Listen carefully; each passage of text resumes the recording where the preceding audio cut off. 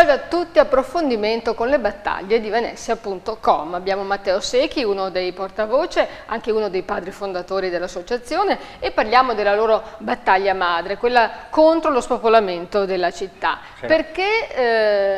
Perché Venezia si sta spopolando? Il popolamento di Venezia è un fenomeno che risale a 50-60 anni fa.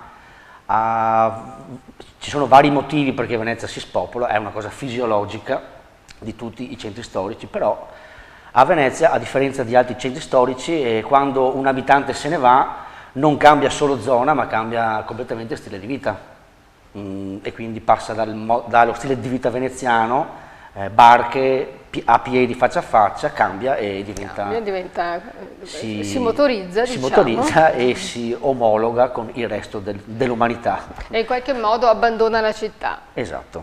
Però lavora magari, continua a venire a lavorare in città. Beh, io ho abitato 4 anni a Mestre e andavo su e giù, e quindi è come abitare a Brooklyn e andare ad abitare a Manhattan. Ecco. Ogni giorno vai su e giù. Però insomma Venezia è così un po' in bilico tra il fatto che si svuota di notte e il fatto che si riempie di giorno di turisti e di veneziani, famosi, come li chiamava Cacciari, i famosi veneziani equivalenti. No? Ecco. Però intanto Venezia comincia ad avere poca anima, no? Beh, scomparendo gli abitanti scompare la cultura, scompare l'identità, e quindi Venezia si appresta a diventare veramente un parco giochi, un museo a cielo aperto, un posto in cui, come downtown Los Angeles, che di giorno è trafficata e di notte è deserta. Ecco, per esempio, la vostra battaglia è cominciata con Veniceland, è una parola che è stata coniata da voi e che adesso è utilizzata molto dai media. E questo perché? Cosa avete scoperto parlando con i turisti? I turisti non capiscono come ci possono essere ancora abitanti a Venezia, la vedono già come una Disneyland. Quindi che tipo di domande fanno? La domanda più classica è: a che ora chiude Venezia?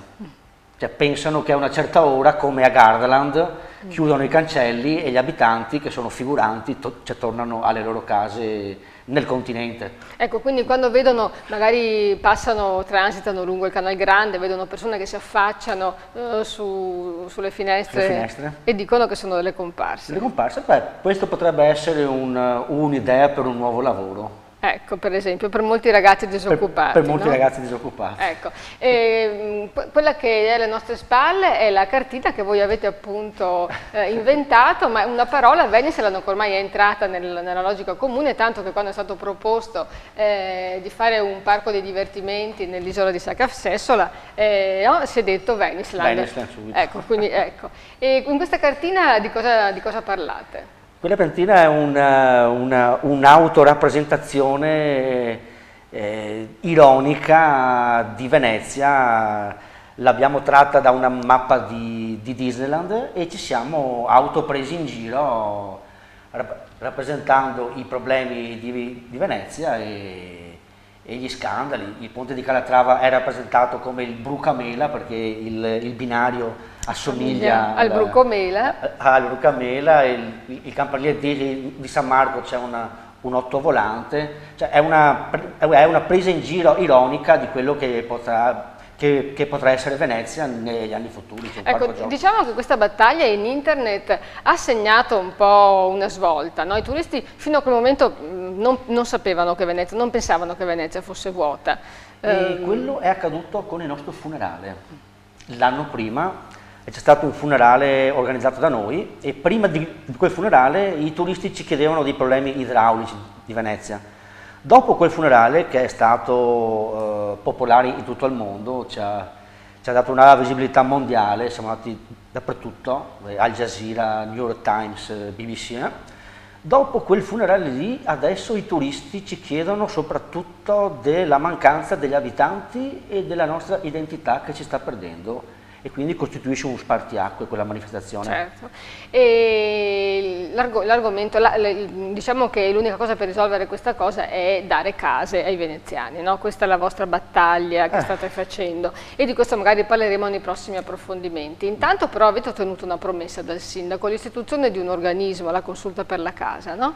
Sì, noi abbiamo ottenuto una consulta per la casa che è stata riproposta dopo anni che era stata chiusa.